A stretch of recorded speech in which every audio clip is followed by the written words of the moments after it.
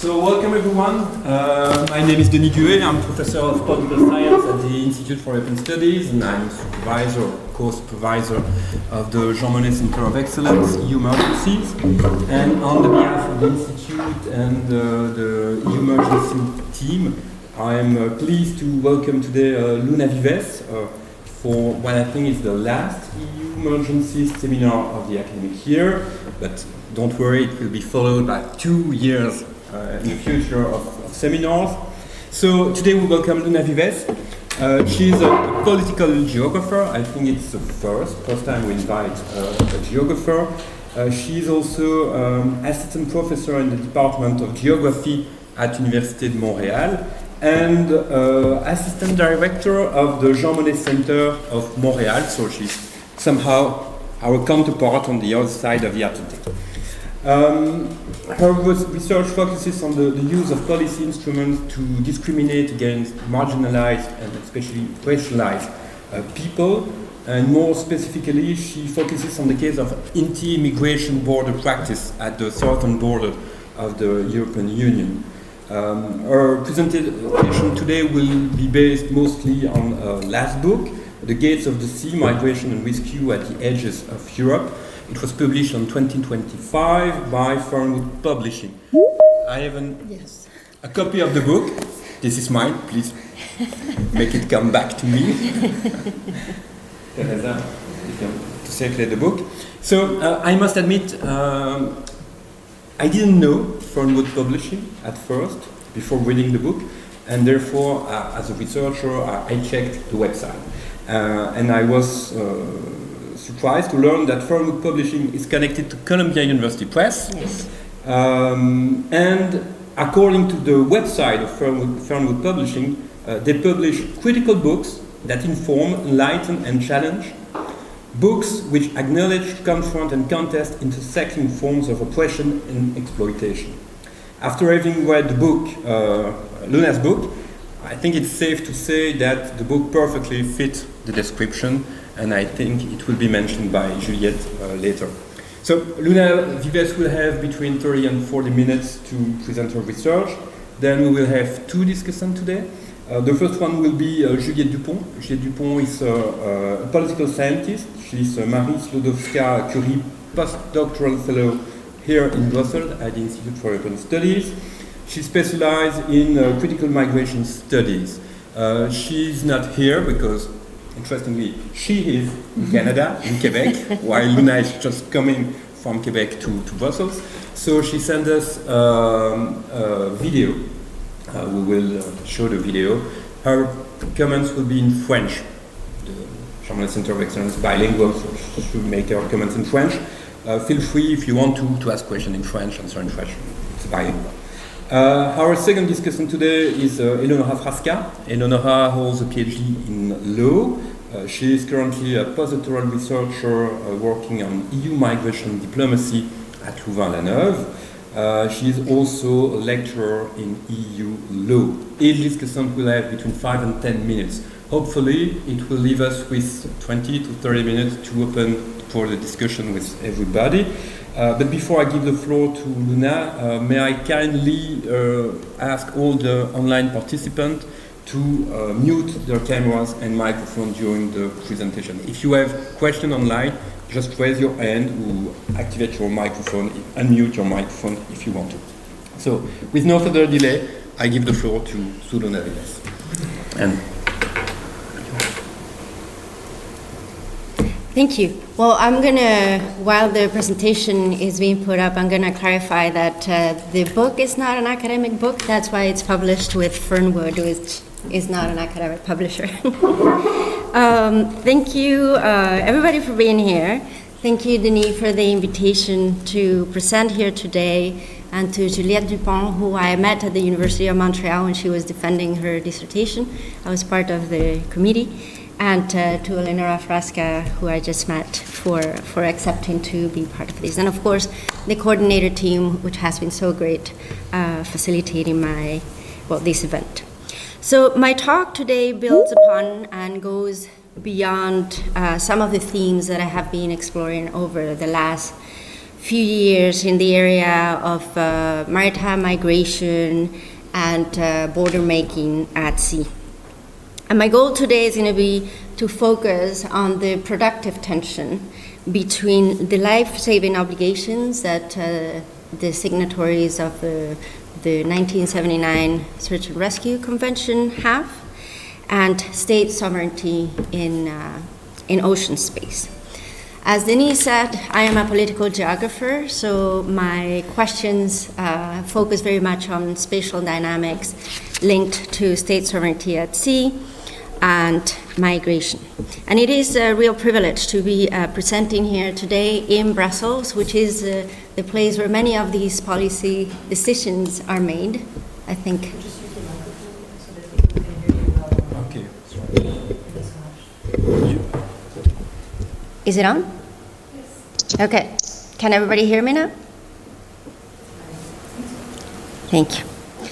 So as I was saying, it is a privilege to be presenting this work here in Brussels, where a lot of these policy decisions and policies are made, while my work really is in the remote, faraway places where the policies are implemented and tested, and where Europe and Europeanness are actually produced. So the story of sovereignty and rescue for me, this story starts in the summer of 2019 when I was doing interviews in southern Spain. And I was interviewing the General Secretary at the time of the CGT, which is the main union representing the rescue crews of the Spanish Maritime Search and Rescue Agency, Salvamento Marítimo, which officially is called SACEMAR. Ismael Furio was explaining to me that the job of the rescuers is to save lives at sea. In international waters, mainly, where domestic legislation, does not apply. Law enforcement and migration control is not something they do or something they want to do. And he was talking about this in the context in 2019, where very much as had happened in Italy a couple of years earlier, the anti-immigrant far right was saying that the agency was accusing the agency, which is a state agency, of facilitating illegal migration, and perhaps even making money out of it. And reacting to these accusations, he said to me, "We don't rescue migrants, we rescue shipwreck victims." And what he meant with this sentence is that for them, who is drowning doesn't matter. Doesn't matter if they are from Mauritania, from Senegal, from Spain, from Germany. Everybody has the same status in their eyes. The sentence encapsulates the spirit of the 1979 Search and Rescue Convention and also the mandate of Salvamento Marítimo, the Spanish Search and Rescue Agency. But the question that intrigued me at the time and now too is, where does this obligation leave the imperative and the prerogative of the Spanish state and of the European Union to control access to their territory, to control access to their economic and political rights, and to control access eventually to its political community?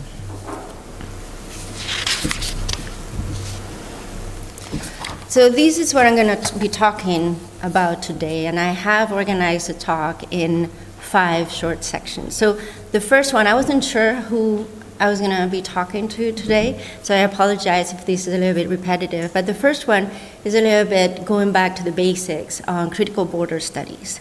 So what is the border, and why do we talk about the border as a power structure? The second section takes this body of literature and says, okay, this is fine for land spaces. But what happens when we take concepts and notions that have been built with land spaces in mind to the sea, which has a different materiality, a different reality too?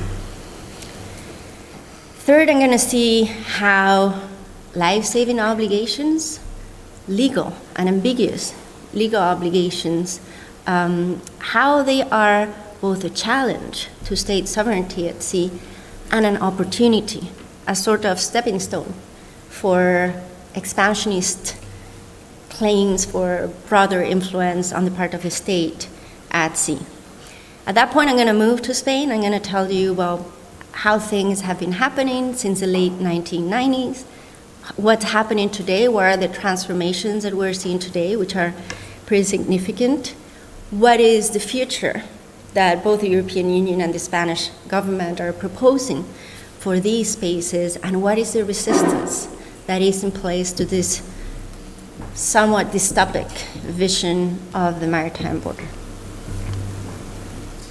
So, lots of letters there. Why do we talk about the border as a power structure? I don't know if you're familiar with critical border studies, but the main idea is that borders, all borders, everywhere, are artificial. There's not a single border that is a natural border. They're all historically contingent socio-political constructs. They are polymorphic. They are fragmented. They're always in the process of being made and remade and unmade.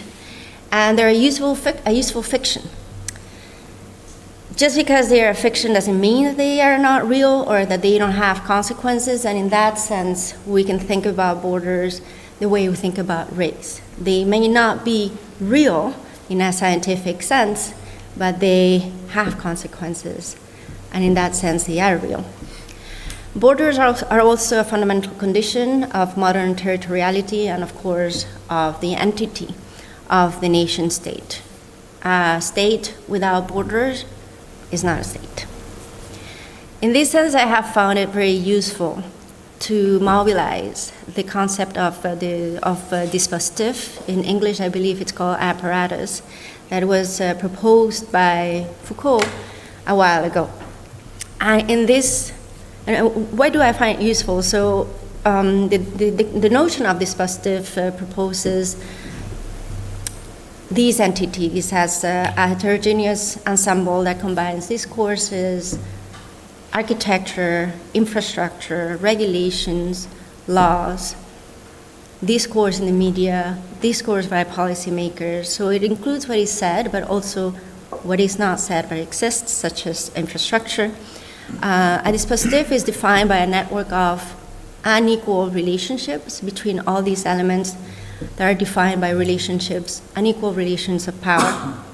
And a dispositif serves a strategic function.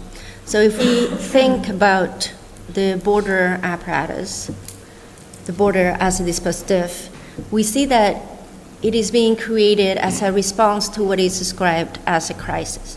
Now, a crisis usually is a moment that's exceptional in time, that comes after a period of stasis. So we have a continuity, then we have an exceptional event that we need to address urgently and drastically, swiftly, to go back to normal. But what is normal in Europe? Can we imagine Europe without migration after 20 years of successive crises? So eventually, even though they serve a strategic function, they adapt to these different crises that evolve with the ultimate goal of facilitating or of being a tool of social control that shapes and constrains human bodies, behaviors, mobility, etc. So this is a way we tend to think about the border in critical border studies. It's something that mediates and defines relationships of power between actors, between spaces, in this case, bounded spaces and groups. They are a power structure and also a very useful social valuing device. And I'm going to come back to this idea later on. But fundamentally, the border, as we have thought, as we have thought it and as we have put it in place, is a land-based construct that is ill-adapted to ocean space, which is defined not by stasis, but by circulation, movement, rhythm, volume, turbulence, etc. So what happens when we try to bring this idea of the border as a dispositif to ocean space? Schemper and Trooper are two historians they've been working on the history of maritime search and rescue. And in 2025, so a few months ago, they published a special issue in the International Journal of Maritime History, where they argued that maritime spaces have long served as laboratories for the articulation of sovereign power. I'm going to come back to the second half of that sentence later. But what that means, the sea space, we tend to think of ocean space as something that is beyond the power of the state. And actually what they say is that that's not true. We've used ocean spaces since at least the 16th century to define, to test new forms of state sovereignty. So I want to start by saying that what I'm arguing for is not a separate vision, a vision of land spaces and ocean spaces as two things that are separate. In fact, my argument is that they are mutually constructed, and that we have strategic knowledge brokers and mediators that will bring the language and the reality of ocean space to places where decisions are made, so Madrid or Brussels in this case, and translate that knowledge so that it can be put into to work through policy. So they're not separate, they work together. And the bounding of the seas, we often think about the map of the world as this kind of puzzle with very well-defined sections, different colors, very clearly demarcated territories. And what scholars in ocean governance studies argue is that the bounding of the seas is a process that has a couple of key moments, and two of them are, well, the 17th century, when in the context of the competition between the different European, fundamentally maritime empires, we start asking questions about who owns the sea and how can we govern ocean space. And also with the passing of the United Nations Convention on the Law of the Sea, there's what they call the largest enclosure of space in history, which happens mainly through the creation of these,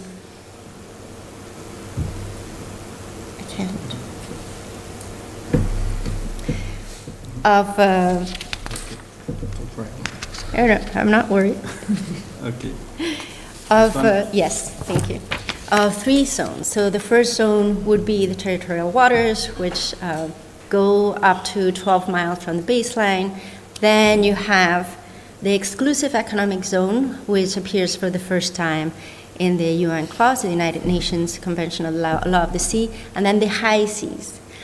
And I want you to take a quick peek at this slide, because then afterwards we're going to see how it compares to the search and rescue region, so a different kind of boundary that also happens at sea. All these developments, the enclosure of the oceans, this greater interest, I mean, you read the news, so I don't have to tell you that there's a lot of interest in maritime spaces. So this has fed a very interesting and very dynamic field of literature, where scholars are asking, well, how are political spaces produced at sea?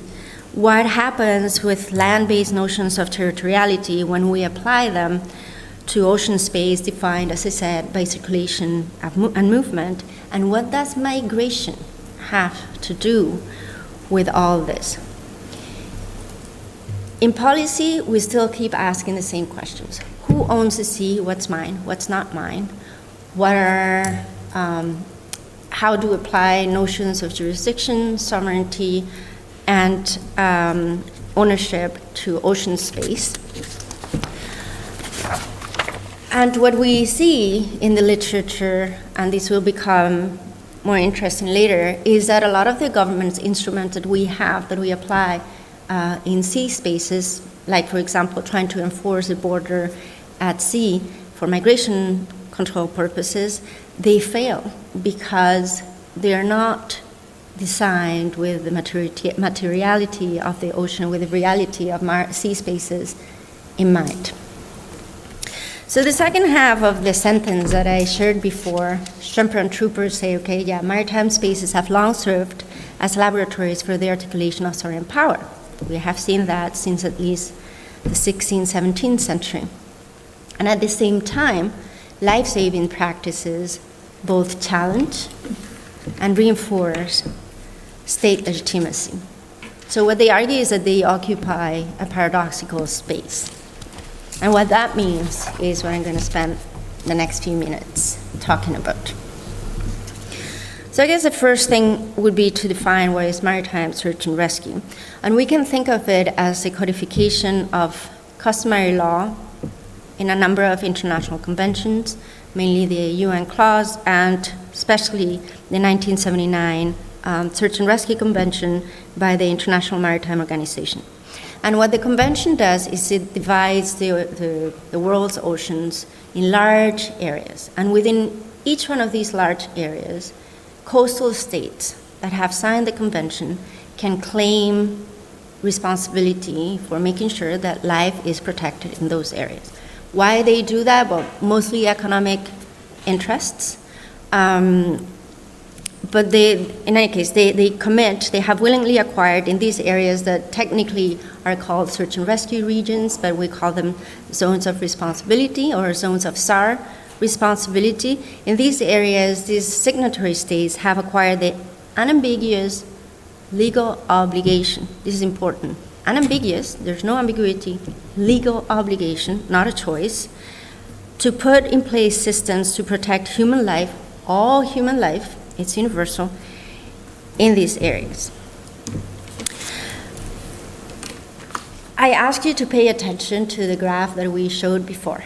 And one thing I did so because one thing that's very important, this map here focuses on the Mediterranean and Atlantic regions of the European Union. One thing that is important is that these zones of responsibility, which you see marked with dark blue lines, they are mostly in international waters, where domestic legislation does not apply.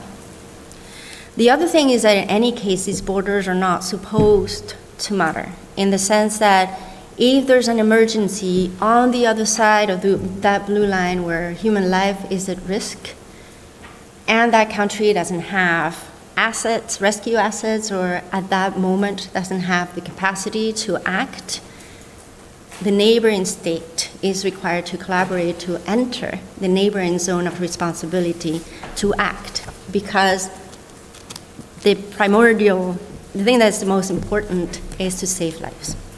So in this sense, in the sense that this is a universal, unambiguous legal obligation, that's when we say that it is a challenge to state sovereignty. Because in areas of migration, where people are trying to cross the border without the authorization of the state is still required to save those lives. But why do we say that search and rescue obligations, life-saving obligations, are also reinforce state legitimacy or claims at sea? Well, I think there is a hint when you look at this map and you see the areas with the yellow lines.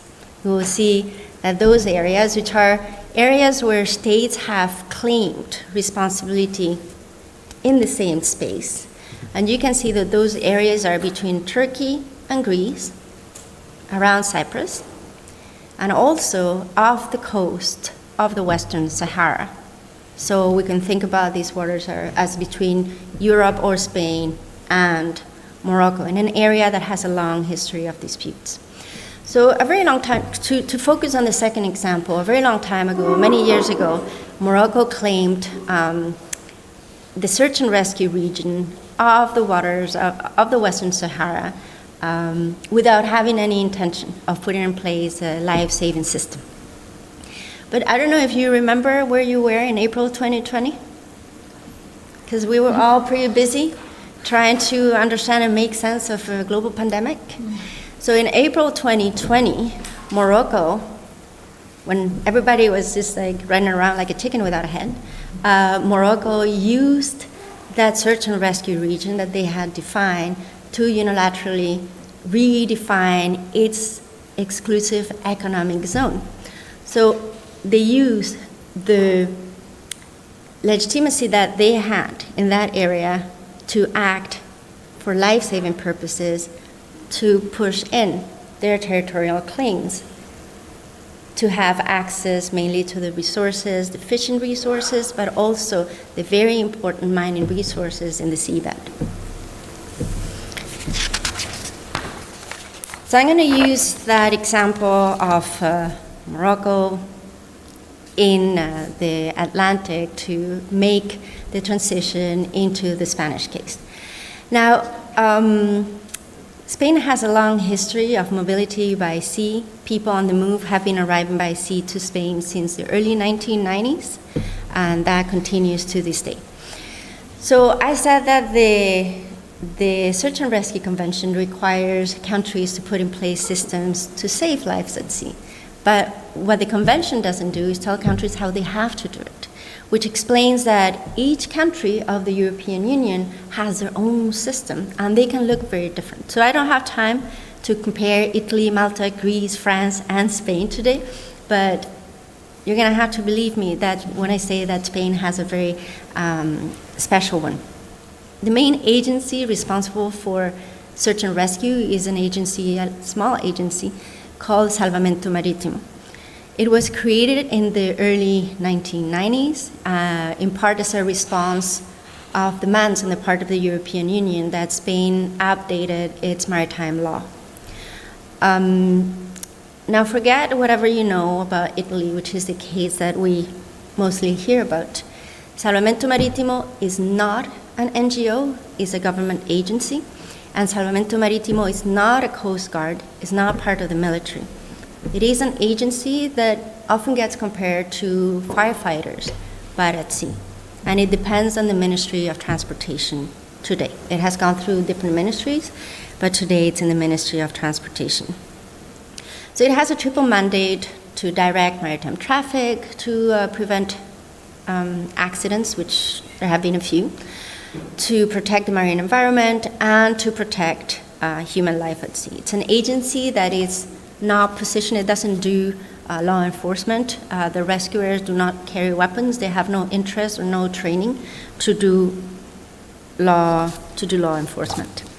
So the existence of this agency was supported by both main parties in Spain without any kind of conflict until 2019. And that's when SASMAR really became a target of a lot of scrutiny for two reasons. One was the instrumentalization of sea migration by the anti-immigrant far right. Here I'm thinking about Vox, specifically the party called Vox.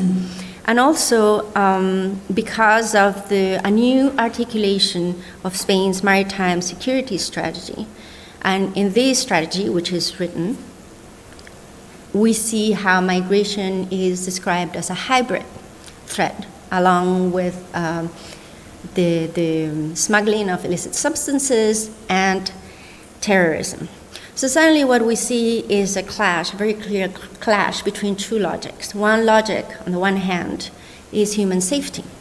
And this is a cornerstone of search and rescue responsibilities. It is universal, which means you cannot discriminate. And on the other hand, you have maritime or national security logics that identify this phenomenon as a threat, and a threat to the nation, and a threat to the state. So the result is that we're given a choice. Either we protect them, or we protect us. So doing both human safety and national security, all of a sudden, we're told we cannot do the two things at the same time. And this is something that really attacks the core of Salvamento Marítimo's mandate. From then on, starts a little bit earlier, but specifically we see it formalizing and crystallizing in 2019. What we see is a transformation of Spain's search and rescue system, mechanisms, at two levels. One is the national level, national scale, and the other one is the international scale. So at the national scale, what we see is that the military, especially the Guardia Civil, which is like the gendarmerie in France, I guess, starts claiming more control over search and rescue operations. And what we see is a creation, this goes against the letter and the spirit of the convention, but what we see is the creation of a two-tier rescue system. So when there's an emergency at sea, when authorities become aware of an emergency at sea, the first question that gets asked is, whose life is at risk at sea? And if the answer is that those who are at risk are tourists or fisherfolk or Spanish citizens, then the structure that has the civilian structure and modus operandi that has been in place since the early 1990s stays in place, nothing changes. But if the answer is people on the move, then a parallel structure that is military takes over. So the military takes over all the operational decisions that get made about that specific rescue operation. So we see a definite militarization of the Spanish search and rescue system. Internationally, we see externalization, so we see the delegation of rescue responsibilities onto countries that we call of origin and transit.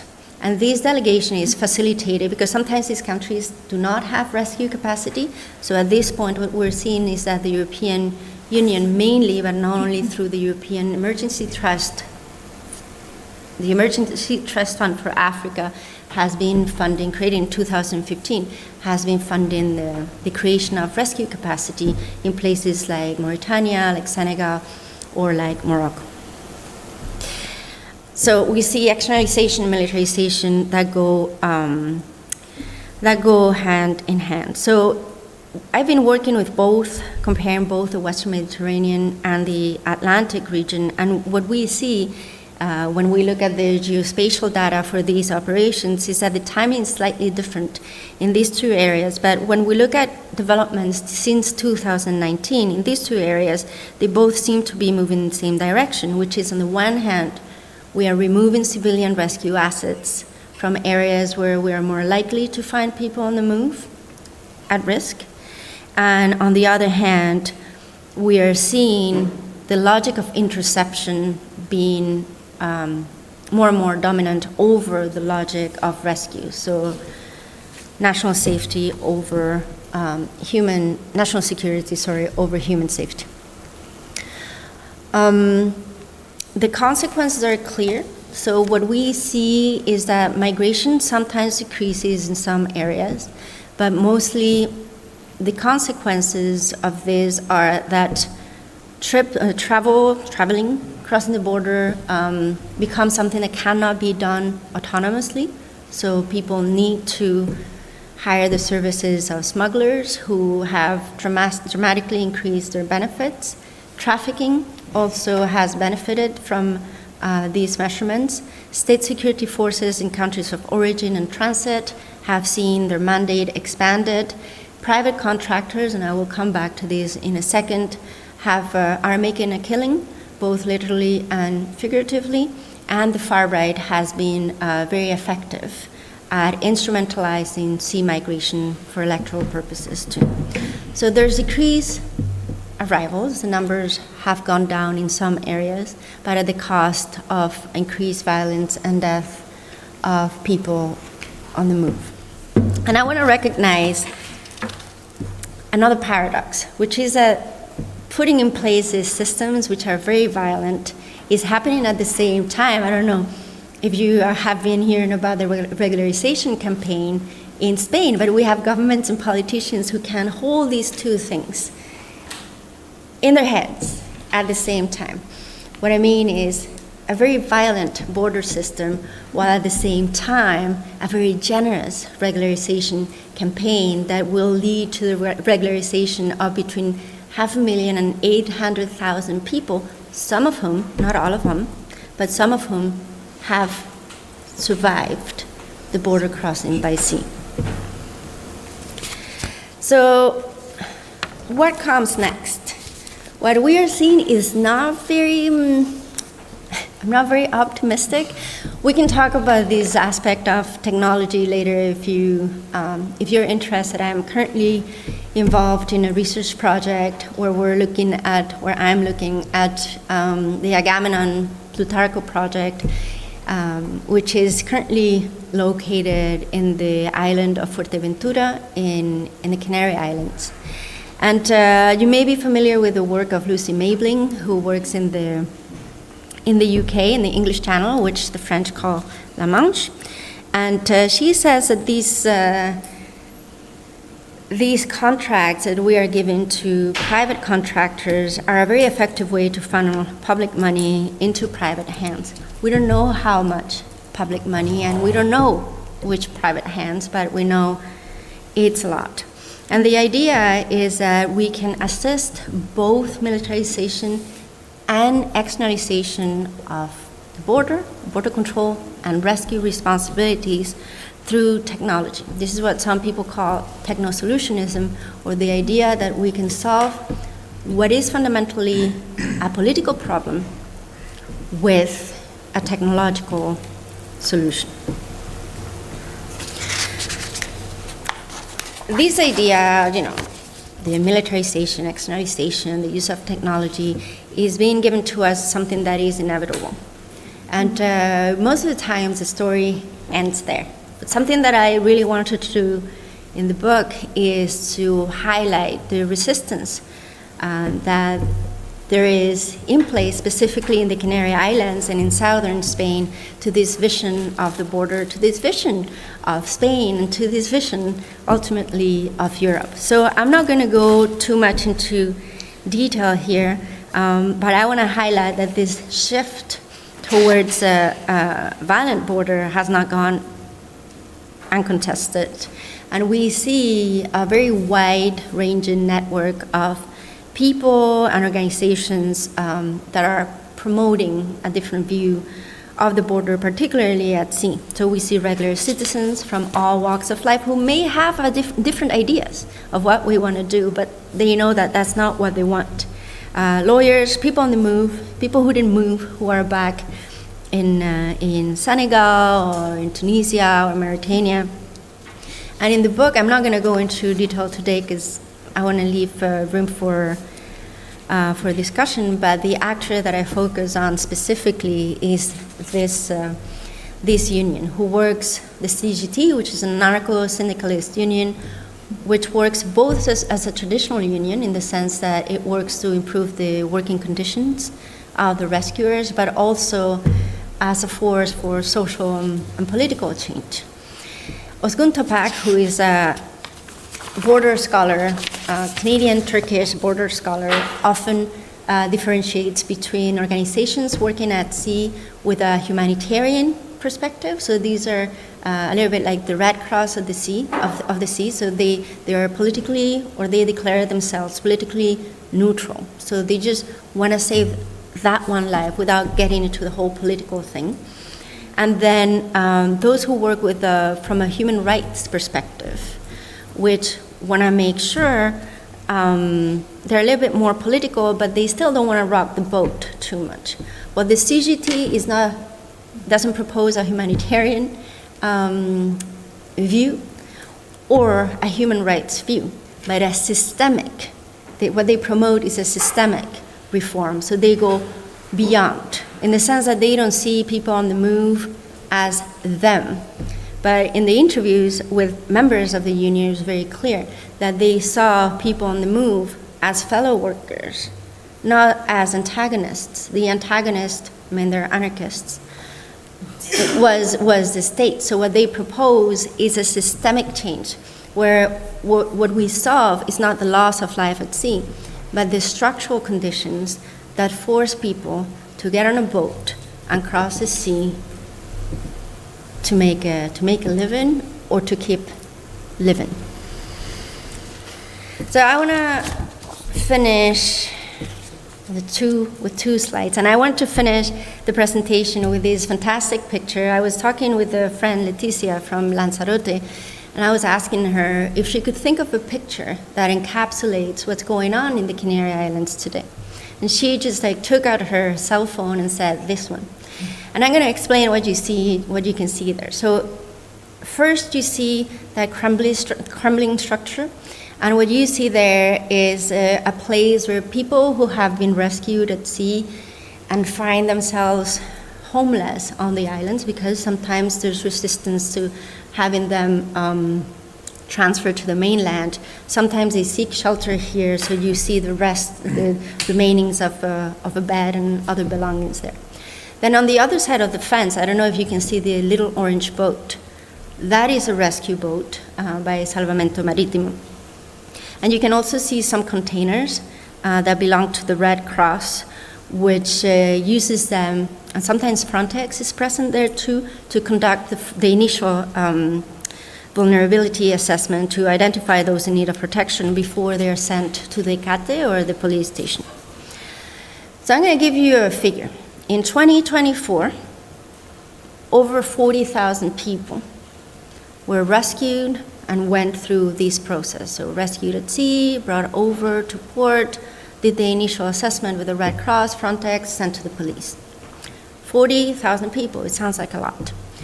What you see in the background is a cruise ship, one of the cruise ships that brings tourists to the island. So remember the figure I gave you for 2024 was 40,000 people. That same year, 18 million tourists arrived to the islands either by boat or by plane. Almost entirely removing affordable housing from the local housing market and collapsing a healthcare system, a very fragile healthcare system in one of the poorest regions in Europe. So what is a crisis? So this really is the last slide. So I want to finish this presentation with this idea of the manufactured crisis. What is seen as normal or a situation of crisis, something that is an aberration, is socially and politically constructed. This view, this framing of migration as crisis, which is a framing, the expression comes from an article by Pecou, Cantat, and Thiollet, is a very productive device that allows for policy transfer, that allows for the rolling out of measures that would be unacceptable under normal, that is non-crisis circumstances, with more money and less accountability. And at sea, it is something, I've been talking about externalization, I've been talking about militarization, more presence of military boats in waters that are international waters. So what we see is that this framing of migration as crisis also has helped expand the area of presence and influence in areas, both policy areas and geographic areas that were until now beyond the influence of the state. If you think about Frontex was unthinkable in the early 2000s. Having a European border agency was unthinkable. There were so many discussions about how, or if member states were willing to give up a very important part of their sovereign power to a European agency. And the final push was the migration crisis, with a lot of quotation marks, of the early 2000s in the Canary Islands. This is something that Sergio Carrera, who you may be familiar with, has talked a lot about.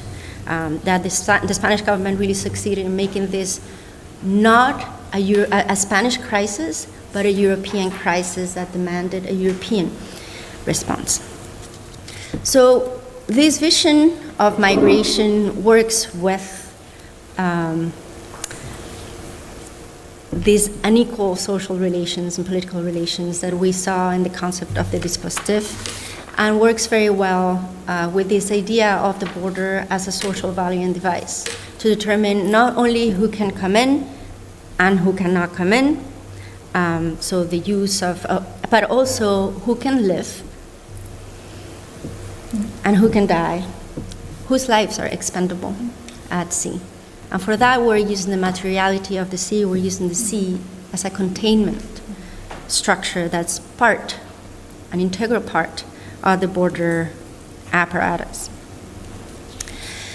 So I want to go back to this idea, which is the main idea of the presentation, that maritime spaces are laboratories of state sovereignty, and that in these laboratories, life-saving obligations occupy both, play the role both of challenging and reinforcing state legitimacy at sea. So these obligations open opportunities. And this is something that we can only see if we go beyond Brussels to liminal areas of the European Union, which is something that I would invite all of you to do if you have any interest in these issues, to see how the borders of Europe, the borders of the European Union, and the borders of Europeanness, three different things, are being made and remade at the maritime border. So I'm going to leave it there, and I'm really curious to hear what Juliette and Eleonora have to say and what all of you may want to ask about this presentation. Thank you. Thank you so much. So we'll try to fix the technical issue, and then we switch to the second discussant, which will become the first discussion. So Eleonora. So thank you for inviting me to discuss this book. I must disclose that I read it when I was in Morocco last week. So reading a book that is concerned with Spain and Morocco while physically being in Morocco and embedded in very deep discussion on migration gave your analysis particularly immediacy in the way I welcome it. So I believe that Luna's book is fundamentally a book about how we should study migration. And I want to suggest three layers of analysis. The first is about method, so how we study migration. The second is more about public policy, what the books tell us about governance. And the third is the underlying normative tension of the book, which he mentioned multiple times in the presentation. So about the first point, method, what struck me the most about the book is not just the empirical richness, but the refusal to fragment the object of study. In migration studies, and certainly in EU law, which is my discipline, we tend to isolate. We isolate legal regimes, moment of crisis, levels of governance, legal instruments, cases. We produce precise analysis, but often at the cost of losing the fullness of a phenomenon itself. This book does the opposite. Luna reconstructs a remarkably complete picture of maritime safety by weaving together the historical emergence of the law of the sea, democratic transition and domestic policies in Spain, labor law, the role of media in framing migration, geopolitics, relationships between the EU and its member states, and so on. So the sea does not appear only as a backdrop, but as a dense legal and political space which is structured, contested, and most importantly, historically produced. And I think there is a methodological lesson there. At the time where migration is increasingly politicized, where any attempts to suggest that things might be done differently, at that claim being dismissed as naive or utopian, there is something powerful and very concrete in returning to thick historical reconstruction, not as an escape from critique, but as a way to ground it, to show that what appears necessary today, is, you mentioned the word inevitable, inescapable, is in fact very much contingent and deeply influenced by the past. So this book challenges that sort of presentism of migration scholarship. That brings me to my second point about public policy. One of the strengths of the book is that it makes visible an entire ecosystem of governance. Spanish maritime rescue is not just a technical or humanitarian function. It has been and it is shaped by internal political struggles, by labor relations with institutions, and by Spain's position within a broader European governance. And here, from an EU law perspective, something quite interesting emerges for me. So the European Union is never center stage in the book, and yet it is everywhere, because it operates like a sort of structuring silent force.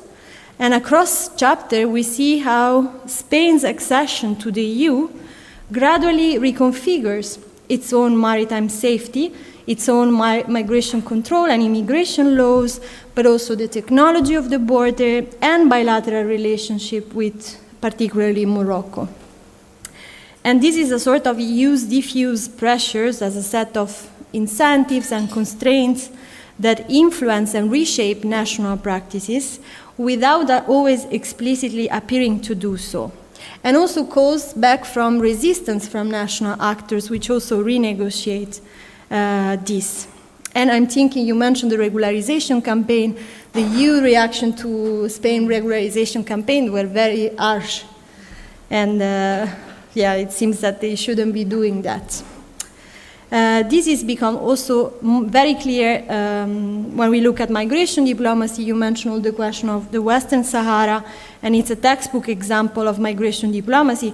And in the book, you tell us that Morocco often holds the stronger hand in those negotiations because of the importance of migration control from third country. And another point I want to emphasize is the importance of humanizing or rehumanizing policy. What Luna does particularly well is to bring into focus the actors within institution. In the presentation, you call them the brokers, the mediator. And CESMAR's work, and especially the union, are not simply implementing policy, they are also negotiating it, resisting it, reinterpreting it. So they defend rescue obligation even as they operate within an increasingly militarized environment. And at the same time, that I found very interesting, they express ambivalence, especially towards NGO, and that in Italy played in a very completely different level, who should operate in their space. And that shows the complexity of the maritime environment and how institutions are sites of ethical and moral tension, as well as professional identities which play a role in the way policy are implemented. And we see this also in the Belgian context. Very recently, workers from FEDASIL, which is the asylum seeker reception agency, stood up against restrictive asylum policies, showing that even street-level bureaucrats can be actors of normative actors. And finally, third and last point, the conceptual core of the book, she summarized it very well, is these two irreconcilable grammars that play out at sea. One is the grammar of human security, which sees sea as a space of protection. And just as the environment, people must be protected, and the other is this grammar of national security in which sea becomes a border and migrants become threats, and the priority is exclusion. Luna tells us that what changes over time is not simply the balance between these two grammars or imperatives and how one might become more visible than the other, but the threshold at which this sacrificing migrants' life becomes acceptable. I found that argument difficult to digest, but very important and very well said. And this is where your books contributes the most, that telling us that this threshold is not neutral. So to conclude, I think that you show us that migration governance is not fragmented, because law, politics, history, labor, diplomacy, and race are not separate dimensions, they are co-constitute of migration governance. And you invite us to render those dynamics visible, historically grounded, and politically accountable. So thank you very much for this very enjoyable read, and thanks for borrowing the book. No worries. Thank you, Eleonora. Maybe we'll have a second try with Juliette. Okay, I feel so sorry for Juliette, who prepared and recorded discussion. It's really annoying to say the least. But I think we can switch to the discussion, the comments from Luna to Eleonora, and then we will open the floor. If at the end of the seminar we have the opportunity to show the presentation by Juliette, we will do it, but I'm not sure it will be feasible today. Okay, so Luna. Well, I was expecting some more questions now, so I don't want to take too much time, but I want to rebondir over some of the things that you mentioned, because I think the disciplinary differences here are very, very interesting. So there's this perspective where we look at the border as a method. So, and this is what I'm trying to do in this book. Now, a lot of the theory is missing from the book because, as I said, I tried. I think next time I'll do better. But I tried to write a book that was non-academic. It's still pre-academic, but I removed some of the theory. But the perspective here is like the border as method. So not look at the border as something that happens over there, but positioning yourself firmly at the border and ask, what happens here? Who is talking? What are they saying? And also a critical theory, a critical genealogy, again, recuperating some of Foucault's work to do a history of the border and a history of maritime search and rescue, but focusing on power relations. So that's one of the things that a critical genealogy does. You mentioned the problematic relationship between the union and the NGOs, and this is, sometimes I give this presentation just talking about it because it's such a rich thing. But the idea here is that NGOs, and I think this is going to change with the European Pact on Migration and Asylum, but NGOs are not present in the Spanish search and rescue region. They are not present, and the main reason why they're not present is because there's a search and rescue instrument that works. And the union, who is the main actor, well, Salvamento Marítimo, who is the main actor, the union has said very clearly, we are not cooperating with NGOs because we don't want to happen in Spain what happened in Italy. And the comparison, the story they tell often is, imagine if you had a hospital, and in front of the hospital, because of austerity measures, you didn't have enough, you couldn't offer the services that are asked of you at the hospital, so you said, okay, temporarily, we're going to put a tent outside, and we're going to have volunteer doctors who are going to do the job of the doctors that are getting paid there. Soon enough, the government is going to realize that they can get the job done for free. So they're going to keep removing resources from the official search and rescue system, from the official hospital. And then you're going to depend, the way Italy did, you're going to depend on NGOs to do the work that at the end of the day is the work of the state. It is an ambiguous legal obligation that the state, not the NGOs, but the state has acquired. And then one day, the political wind shifts, and we don't want to do search and rescue anymore. All you have to do is what you are doing in Italy, which is to illegalize the activities of search and rescue NGOs. And then you don't have a national search and rescue agency, you don't have rescue of people on the move at sea. So the union says we're not playing this game. And finally, one thing I think that is a risk, and there's a lot of critical migration scholars that talk about it. When you were talking about migration governance, Andrew Gadd say migration governance is an empty signifier.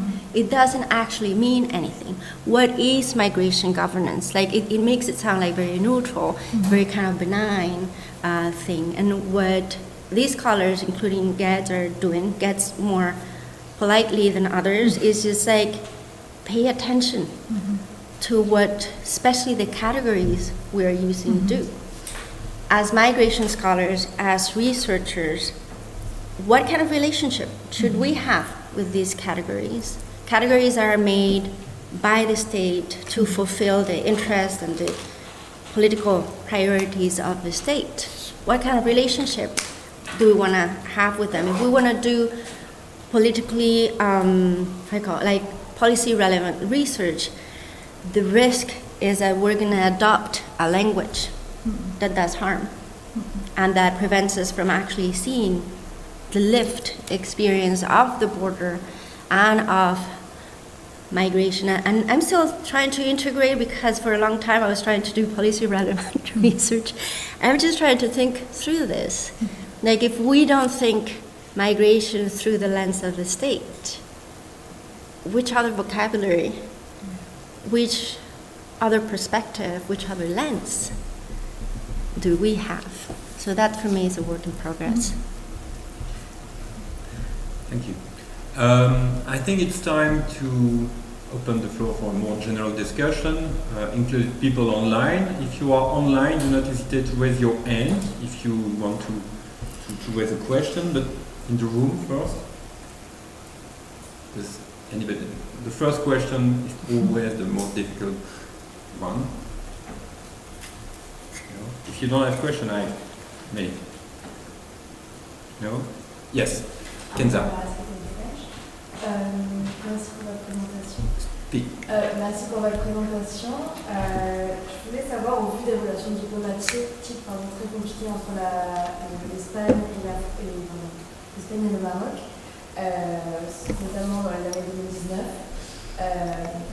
dans quelle mesure est-ce que la migration et les mouvements de personnes sont instrumentalisés d'un côté et de l'autre, et comment on a vu aussi le documentaire Green Border entre la Pologne et la Biélorussie. Là, les pushbacks sont vraiment instrumentalisés par les deux pays. Dans quelle mesure est-ce que c'est aussi utilisé par les gouvernements, que ce soit marocain ou espagnol? Another question? Let's start with. Thank you for the presentation. Mine is, we know the border is improving, but with the global challenge of migration, how can we avoid not having borders? Because if we are always so critical of borders, I want to be the devil's advocate. What if there are no borders? People keep moving. Do you think Spain, Belgium, and European countries, can they contain the movement of people without borders? And if it has to be done, how can it be done rather than use the phrase that you put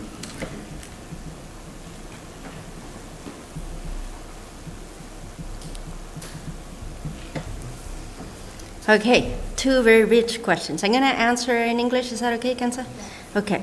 So, in terms of diplomatic relations, there's a scholar called, I want to say Irene Fernandez Moreno, but I'm actually not sure what her name is, but she uses the term intermestic, because we tend to think of policies as being, especially migration policy, when we talk about the Europeanization of African countries, migration policy, and policy in general, we tend to think like either they do it because it is imposed, because European countries have, a very uneven relationship, or they do it for domestic interests. And here we have some examples, for example, in Senegal in the past, where there were clear domestic interests that encouraged them to pass certain laws since 2015. And what she proposes, specifically for the case of Morocco, is this idea that Morocco also has its own interests, like regional interests, right?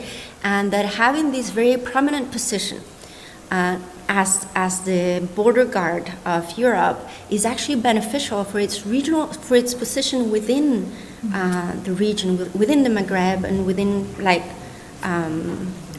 that section, like Western and Northern Africa. So I found it very useful to think about this differently, because sometimes we get caught on these, like, are they victims because they have less power? And I found that really useful. But what you said, it's very interesting, right? Like, the thing is, like, even though member states and the European Union have fully embraced the politics of austerity, there seems to be no end of resources that can be devoted to border control. We're talking about billions of euros yearly that are spent on this when we're removing money from other areas, and that willingness to stop people on the move at any price is something that is undoubtedly being instrumentalized by countries, by non-member countries, or in the general neighborhood of the European Union. So in a way, it's like we are digging our own grave. We're putting ourselves, I talk here as a European citizen, in a position where there's no end to blackmail. We have seen with Poland, we have seen with Belarus, we have seen with Morocco again and again and again. Whenever there is a diplomatic conflict, they say, okay, I'll open the border. This has happened at least 3 times in the last 10 years. We saw it in 2005, we saw it in 2021, and we're going to see it again. So, you know, I think it's just like, it's a politics of self-harm in a way. The second question, thank you, what happens if there are no borders? To put this question in a historical perspective, for most of human history, the borders we have today have not existed. In a shorter historical perspective, we had borders, but they were open. So if we think about the guest worker program, for example, in Germany, 50s, 60s, all the way until the mid-70s, people would move to go where, I'm from southern Spain, so people would move to where their workforce was needed. And only afterwards, they would fix the paper issues. Now, if we look at contemporary proposals like the Global Compact for Migration and Asylum, we see a similar proposal, which is like, let's just see where work is needed and where labor is offered and put the two together. It will be a more efficient, we can come up with a system that is more efficient and that is cheaper in terms of like finances and also human costs than what we have right now. The Global Compact is not a radical proposal. It's something that governments signed. It was very difficult to negotiate, but it's something that governments signed. Now, what I want to propose is that whether we agree with open borders, no borders, or some sort of border policy, what we have in place, what we have had in place since the early 2000s does not work. It does not work. It hasn't stopped mobility. It hasn't dismantled smuggling networks. If anything, they're becoming stronger and more entrenched. It hasn't decreased human suffering, and it hasn't improved the matching of the need for younger workforce that Europe has, and the offer that, among other things, this is not something that I say, but I was doing interviews with officers of the Spanish Navy a couple of months ago, and they were saying, officers of the Spanish Navy deployed in the Central Mediterranean were saying, we're aging and they're young. So this idea that there are possibilities for mutual benefit. So what is clear, I think, for anybody who has spent any time looking at these things, is that the system we have in place does not work. If there's anything that is unrealistic, is to keep doing the same thing, expecting a different result. So can we come together and overcome this sense of inevitability? Yeah.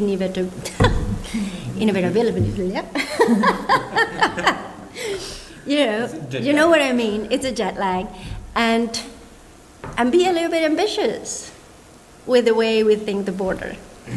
We may not agree, but can we open up the conversation so that we're not stuck with this idea that we have to put more money into technology and the military at the border? Can we think differently? But thank you very much for the question, because it is a very important one. Any other question at this point, online or in the room? If not, first of all, it's not really a question, it's more a remark.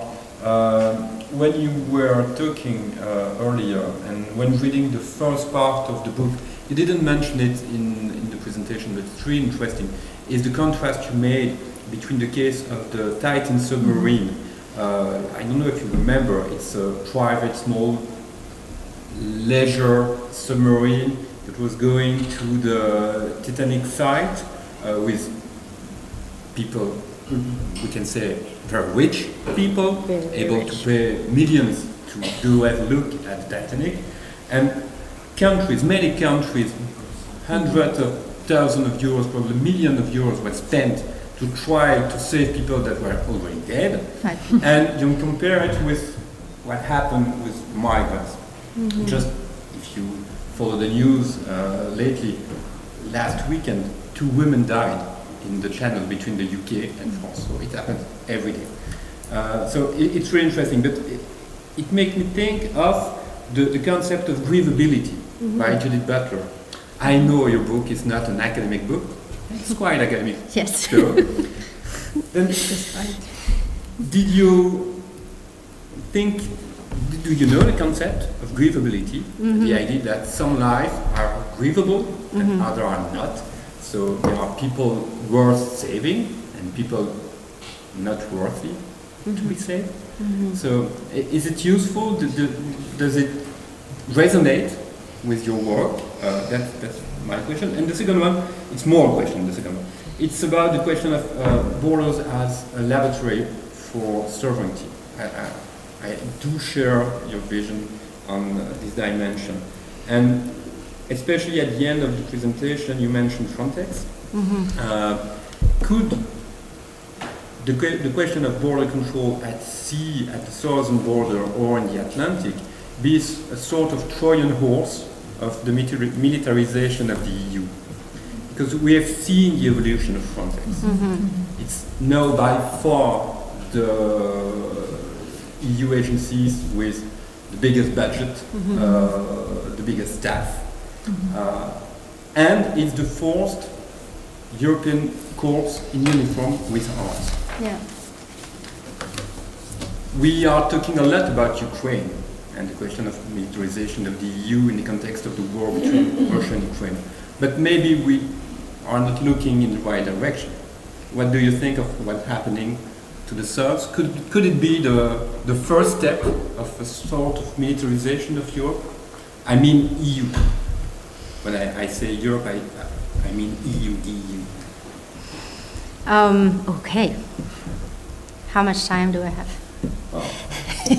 We start late, so maybe we still have 10 minutes. Right, I was kind of joking because the questions are so fundamental to the work I do. So I've done a lot of thinking about these things, how grievable some deaths are. And I think there are 2 ways to look at this, because from the perspective of societies of reception, or people in societies of reception, there's this idea, right, that some deaths are more important than others, and we can look at the Mediterranean, but we can look at Gaza too.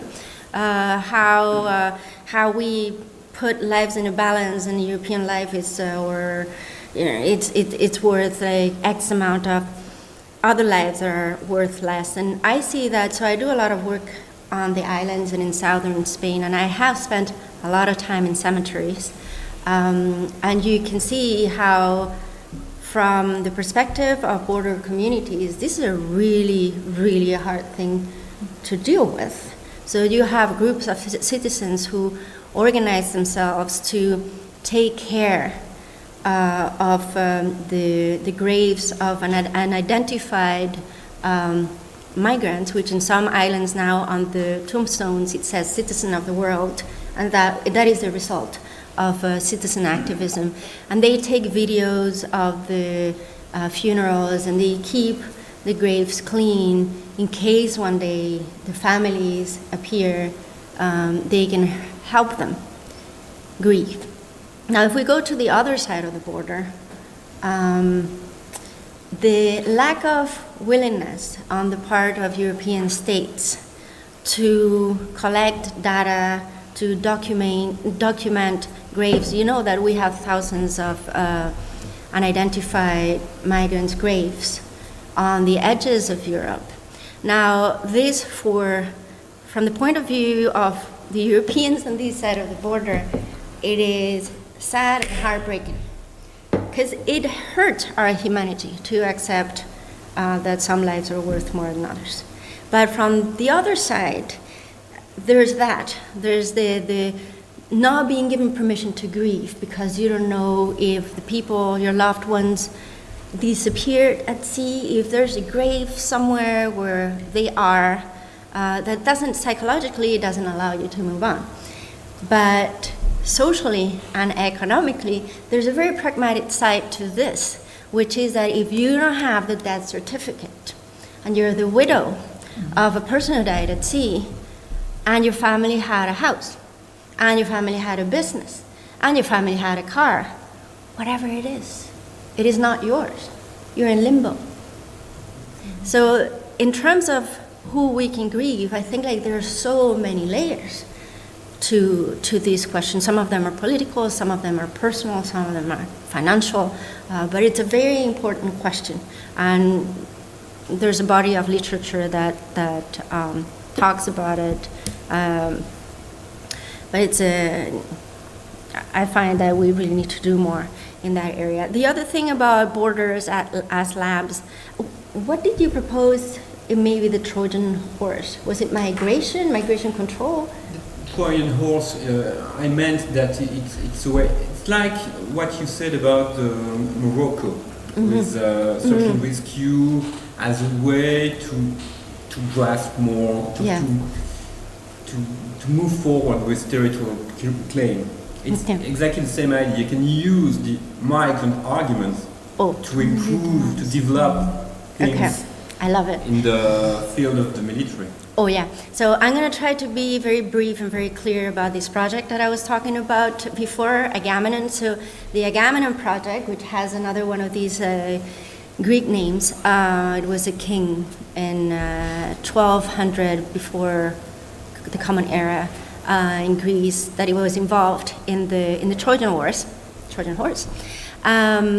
And the acronym, it's very complicated, but basically it means System for the Protection of Unaccompanied Minors Arriving by Sea. You take a few letters here and there and it becomes Agamemnon. And this is a project put forward by the Parque Tecnológico de Fuerteventura in the Canary Islands. And the idea was that in order to protect unaccompanied migrant children, which are the most vulnerable of all migrants as a group, the European Union was going to spend. They succeeded in getting European funding to develop a new technology that doesn't exist yet. This new technology is called perpetual flight. These are HAPS, so high altitude platform systems. It doesn't exist yet, okay, but the investment has already been made. They look either like the skeleton of a plane with solar panels or a Zeppelin with solar panels. There are two main companies, two main private contractors that are bidding for this contract. One is an American startup called Skydweller Aero, and the other one will be familiar to you, Thales. And what they propose are these platforms are semi-stationary. They don't need to come to the ground for months at a time, and they have a very high payload. So you can have synthetic aperture radars, you can have cameras, you can have sensors, you can have all these things hanging off these platforms looking at the sea. So this is something I've been working on for the last year, interviewing the engineers and the leaders of the project. And very soon, it was announced in March 2025, and very soon they were like, yeah, it's not possible to do an age determination test from the sky, which, I mean, you're familiar with age determination tests. You cannot do it from 7,000 meters, just looking at the top of people's heads. So very soon it was like, well, actually, this is not about the children. You know, so it's like I'm telling this story to support what you were saying. This is not about the children. What we're going to do, actually, we're going to use Agamemnon as the precursor for another project called Plutarco, which is going to be like Sophia in the central Mediterranean, UNAV4, the European Union Naval Force, but in the Canary Islands. So total Trojan horse, you take the poor little children as an excuse to ask for money, and then you turn around. And my question at this point, after more than a year looking at this project, is this about migration at all? Or is this a way to develop new technology that doesn't exist yet, that is going to be taken elsewhere to have permanent 24/7 surveillance of other sections of the border? But the sea is ideal, especially the sea in this area is ideal, because you don't have to deal with anybody else, basically. Your partners, the people you have to negotiate with, are Mauritania, Gambia. So you can test all these things without anybody paying too much attention. Thank you. On this very dark final note, I suggest we stop. So unless there are questions online, no. So thank you so much, Luna Vives, for being here. Sorry to everyone for the technical issues, especially to Juliette. I will write her an email to explain the situation. I'm really sorry for her. So thank you, and join me for a round of applause for our. Just maybe a final word by Teresa, because we call for papers for a workshop, PhD workshop. Yes, if you're interested in the fascinating topic of the European Union and natural disasters, both from a legal and a political science standpoint, we have out now a call for papers, particularly for abstracts. For anyone who would like to contribute on this topic, the call for papers is open until the 1st of June. And the conference will take place here at Saint-Louis on the 5th and the 6th of November. So we really look forward to getting everyone's contributions, including from political geographers out there. Okay. Thank you. Thank you so much.